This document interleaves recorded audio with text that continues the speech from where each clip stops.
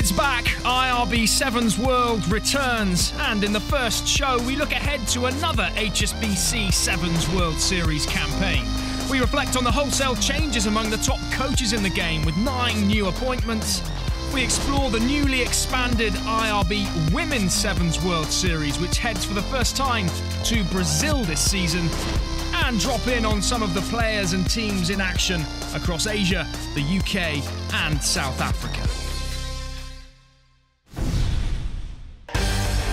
But first, the 15th Sevens World Series for men is all set for kickoff. The list of global hotspots the same again, but a new look to the itinerary this season. No change first up though, Australia's Gold Coast, the start line again, sunshine guaranteed at Skill Park, where Fiji are looking for 3 titles in a row. Raitini picks up, Raitini breaks away and scores. Tonight, back to Rakamate, he's going to be under the post, right on the stroke of half-time. What a game he's had.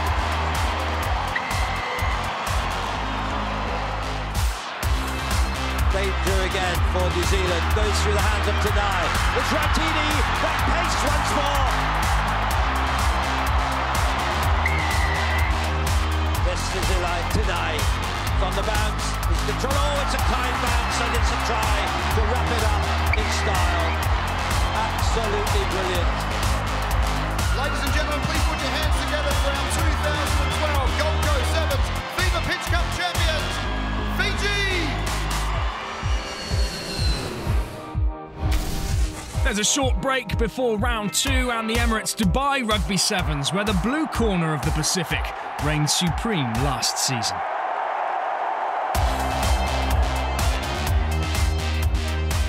Away goes Alatasi Tupao. It's been picked off like an apple from a tree, and Samoa are through to the cup final.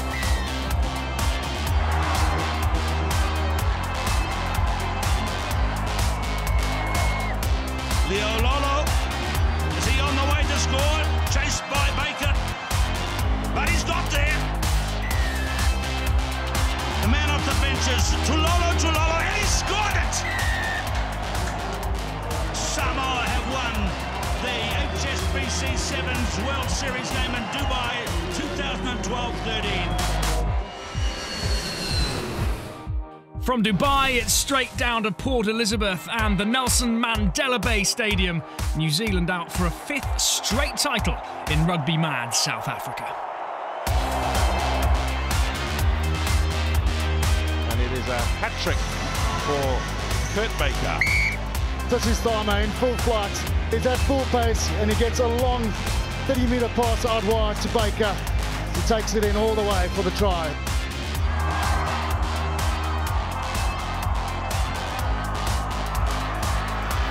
Kurt Baker goes and scores. He'll be around the post. Kurt Baker, that's his 8th try in this tournament and his hat-trick in a final. What a win. 4th time they have run in a row in South Africa Sevens. That's a record. –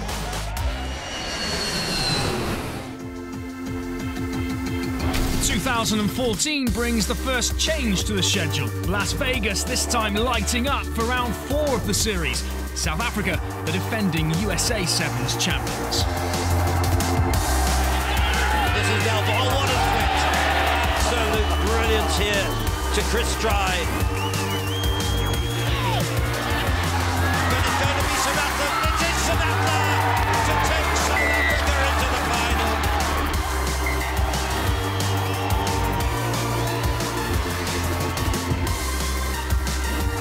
Oh, it's a good ball to Chris Stride.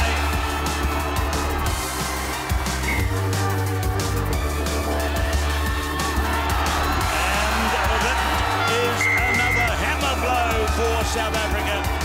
It's South Africa's cup-winning performance in Las Vegas. And after Vegas, there's a week's respite before one giant Sevens party in Wellington, where England broke the headlines last season. Here's break. Oh, lovely. Beautifully done. Turner again, he switches to the right, flights it over the top, and into the hand of Christian Lewis Pratt.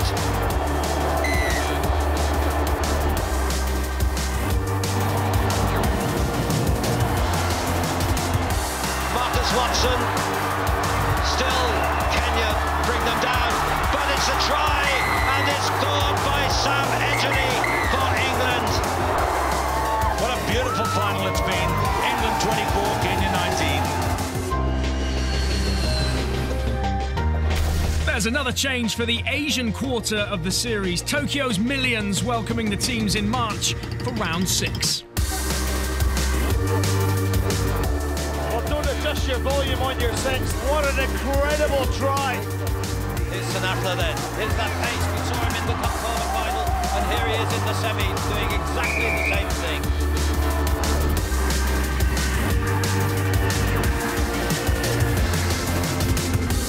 Hendricks, he takes them all. That's a beautiful one to Sinatra. What a little pass. That was beautifully done. 1 minute to go.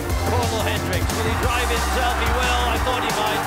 And he gets the try that gives South Africa the title. The Springboks, the champions here in Tokyo.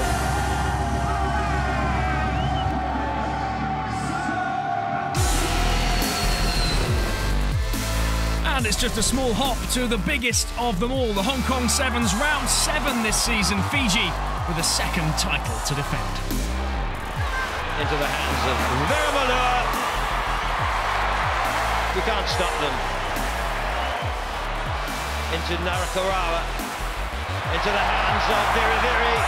He gets the score.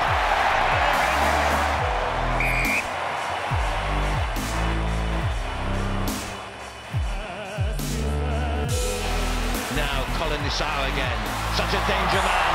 Colin Nisau, look at that. There's the brilliance of the man.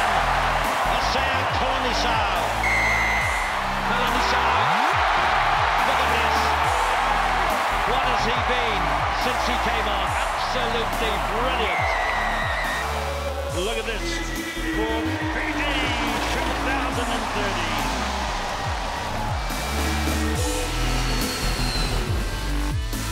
As ever, the series will climax in Europe and first in Glasgow. A welcome recce too for many of the teams ahead of the Commonwealth Games months later.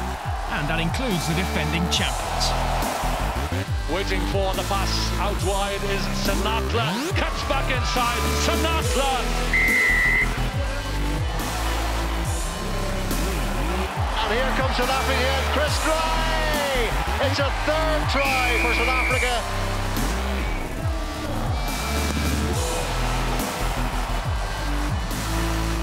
Here's Sinatra. Oh, look at that, he's done it again. The man has been brilliant today. They must score, surely.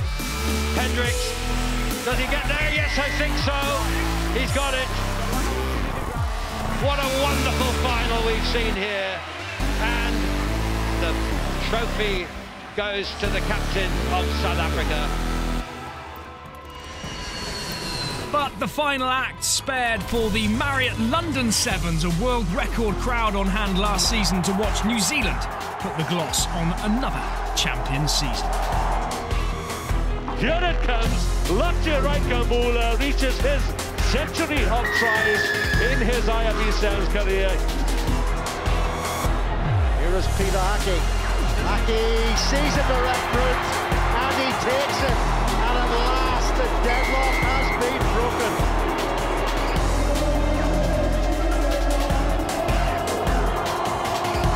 Farmer, oh yes, into the hands of Sherwin Stowers.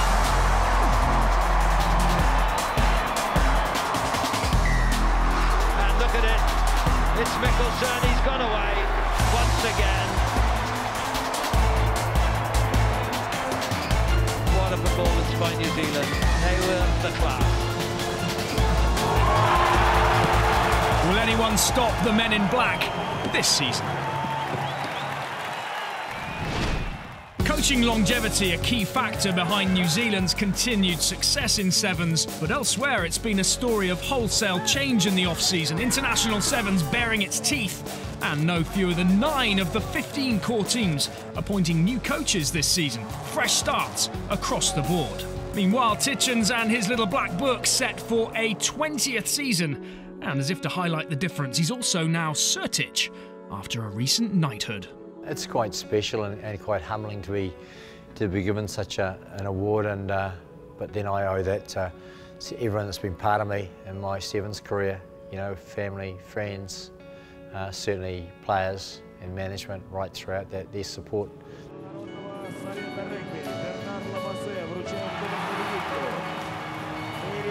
And in the heart there is the man behind it all, Sir Gordon Titchens. You're sort of not in this game, you know, for awards such as receiving knighthoods and other awards. It's about having a passion and enjoying the game, and I certainly still have that after such a long period. But it's the enjoyment that keeps me there and the passion that I have for the game. Titchens has been in charge of New Zealand since '94. He has sensed a more recent wind of change, though, as the Olympics shift into focus. Yeah, coaching at the international level has become quite cutthroat. I mean, there's always people there ready to step into your shoes. There's pressure to win when you're coaching your national side, no question. And I'm probably just hanging in there because I've been lucky enough to win the last couple of years. But yeah, it will be different seeing new coaches there and obviously another challenge. So who are these new men looking to do battle with Titchens? USA's coach Alex Magleby was one of the first to leave his post, replaced by a new player coach in Matt Hawkins. 4th place not enough to save Samoa's Fa'amoni Lalomilo, replaced by Viliamu Punivalu. Argentina's Andres Romagnoli has stepped aside, now part of Santiago Gomez Cora's backroom staff. Mike Friday parted company with Kenya after guiding them to 5th in the world. And 2nd place clearly not good enough for South Africa. Paul True parting company with the Blitzbokker after 3 cup titles last season. Vuyo Zankwa among those now in charge. And in England, an eventful 6-year tenure came to an end for Ben Ryan. You can almost, as a coach, you just have this OCD, I think, and you do remember certain moments. For me, 2 stand out. The second half in Wellington in 2009, 19-0 down, and to win on the buzzer was a memory I'm not going to forget. But also 2010 in Dubai, lost to Portugal, 2nd game. It was all or nothing against Fiji in the group game Friday night, winning on the last play and then beating 3-2 and 1 in the world, one after another. Was pretty sensational, and the atmosphere that night in Dubai in the desert was phenomenal. Ryan's replacement, another former player and captain, the first IRB Sevens Player of the Year, Simon Amor. But Ryan's own journey far from over, his to become arguably the biggest story of them all. Well, I think lots of people have always asked me the question, you know, who would I like to coach if it wasn't England? And I've always said the same answer, Fiji, and I'm incredibly lucky that I've been given that opportunity now. So hopefully I'll be part of their journey towards Rio 2016, and hopefully they can inspire the sporting world. And it's an incredibly exciting time to be involved in the Fijian game.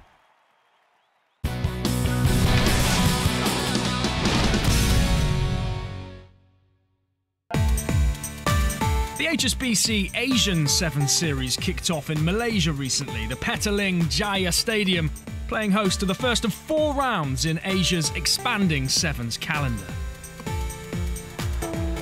The hosts in confident mood on day 1, a win against Korea by 35 points to 14, the perfect start, and an upset win against China, key to them making the Cup quarterfinals on day 2.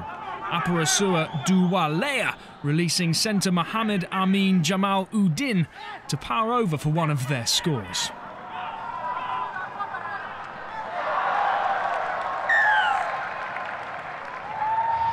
Sri Lanka proved too strong in the Cup quarters, but they still had a chance of some silverware in the plate. Takubu on the ball in midfield. These are horrendous conditions here. Abu Hassan in midfield. Zakufili Azmi, he's in at the corner.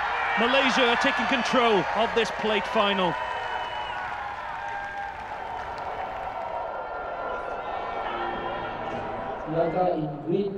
Malaysia's conquerors in the Cup, Sri Lanka, faced Hong Kong in the first of the Cup semi-finals. And they impressed again, rushing to an early lead against the defending series champions. Playing conditions worse than ever now. Puddles of water everywhere. Sri Lanka on their own 22. This is Surya Abadara. He's a tricky little fella. He steps, he goes. That's another step. Can Jamie Hood get to him? What a brilliant individual effort by Surya Abadara.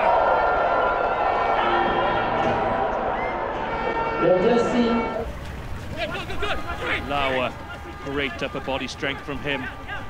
Hong Kong beginning to boss this game now. He's still going. He gets away from Shamil. He needs support. This is Dennis Pei Ji Chang. He flies in at the corner. Another great run and try by Hong Kong. In the second semi-final, Korea started well and kicked off the second half in the lead against Japan. Korea have given it a real good shot here against one of the tournament favourites. But here's Lemeki running a strong line. He refuses to accept the tackle. There's the offload to Jamie Henry, the replacement. He's in under the post. What a great run there by Lemeki. Henry scores.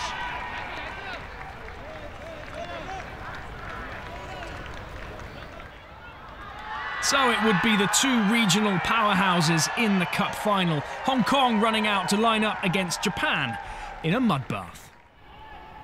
Good work at ruck time by the Japanese, turning over valuable ball. Lemeki gathers and storms ahead. That's the magic pass. What a beautiful ball to Ubukata. First try to Japan.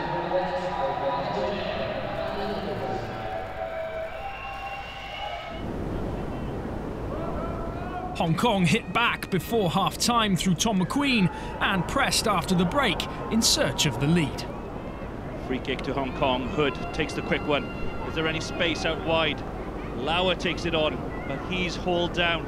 Sets the ball up nicely though. Hood's at the base of the ruck there. Goes blind, changes his mind again, and goes blind again. McQueen, he's in support. This is Rimene, he's in!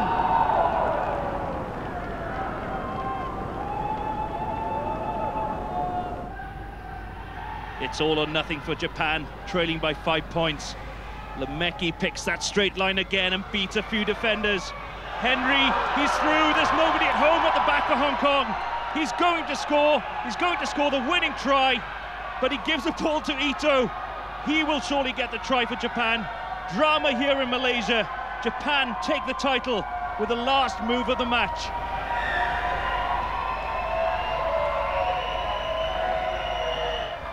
The final whistle has gone. Japan take the first cup title of the Asian Sevens Series. Japan taking an early lead, 3 rounds still to play, and we'll bring you the rest of the action later in the series.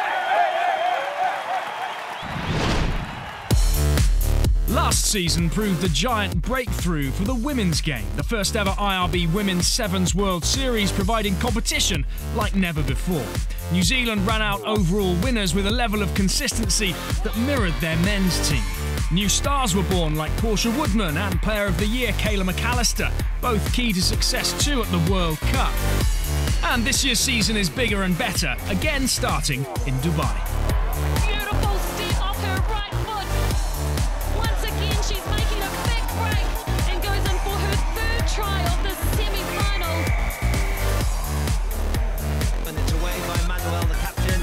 Surely an overlap here into the hands of Lavinia Gold.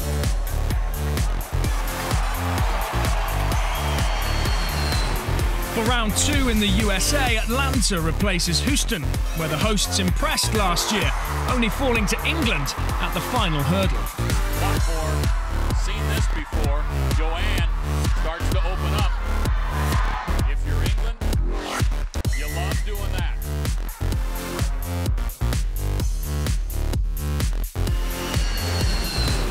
Next up, an exciting addition. Sao Paulo and Brazil taking centre stage just 3 years out from the sport's Olympic debut in Rio.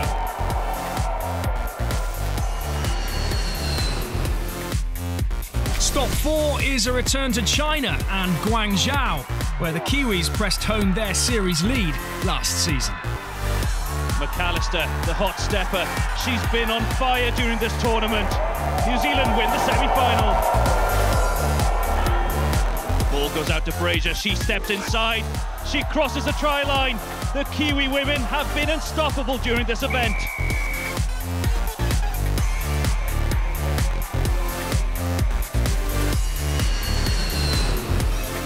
And the climax comes in Europe. Amsterdam now an established home for women's sevens. This is nice work from New Zealand, very accurate passing. Here's Honey Hedeme, and she's powerful on that wing, and that was a beautiful fend. If they've got a threat on one side, they've got one on the other, and her name is Honey Hedeme. This is McAllister. She's got away again, chased all the way by Farella, but she's going to get it. Tremendous, tremendous individual effort. Next try will be the certainty if New Zealand get this one. Goes into Goose, Goss wide now to Greg. Greg goes for the corner, and she gets the try. And that really is the decisive moment.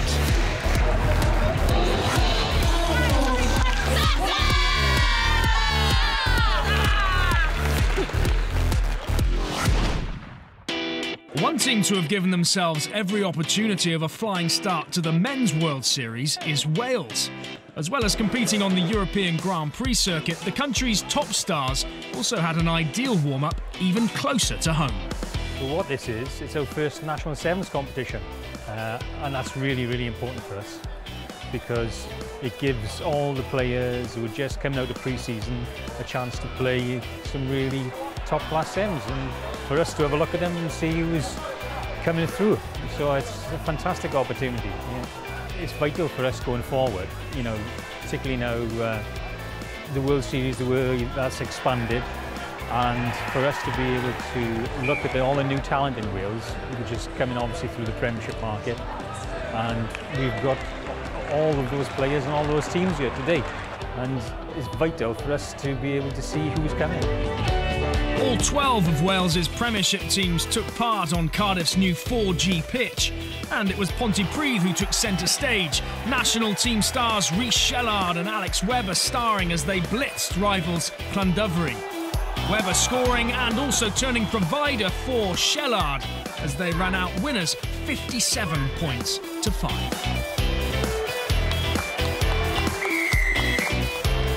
Young star Webber also named Player of the Tournament.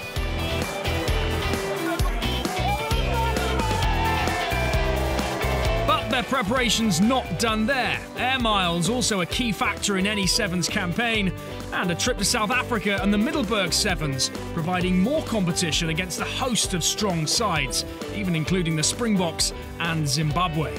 The Welsh started well, defeating South Africa in pool play and lined up in the semi-finals against one of the local favourites, Zimbabwe.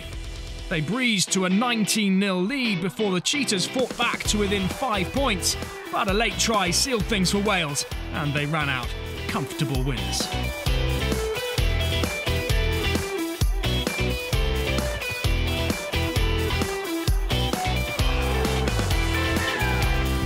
After the early pool loss to Wales, South Africa were much improved by the time they reached the semi-finals, and Kyle Brown and Jamba Olengo combined well to put Philip Snyman in for the winner. Brown leading the 5-time champions out for the final against Wales, also led by their national team captain, Adam Thomas. And the Welsh started well, James Davis scoring early on, and then the captain Thomas leading the charge with a typical robust run before releasing the ball to the playmakers out wide, Rhys Jones and then Will Thomas, setting up Chris Knight to scamper around the South African defence. Back came the Boks though, 2 tries for the quick-thinking Jamba Olengo brought them back to within striking distance of the Welsh. But Paul John's side added 2 more tries to hold on for the win, a worthwhile trip indeed ahead of the new season, and a new name on the cup. Yeah, I've just had a quick look at the trophy and it was Blitzbokker, but yeah, it'd be nice to get Wales finally on it. But yeah, it's a tough tournament and I'm very happy. We knew it was going to be a tough test to beat them again after yesterday. The boys dug deep after a tough couple of days So yeah, very proud of the boys.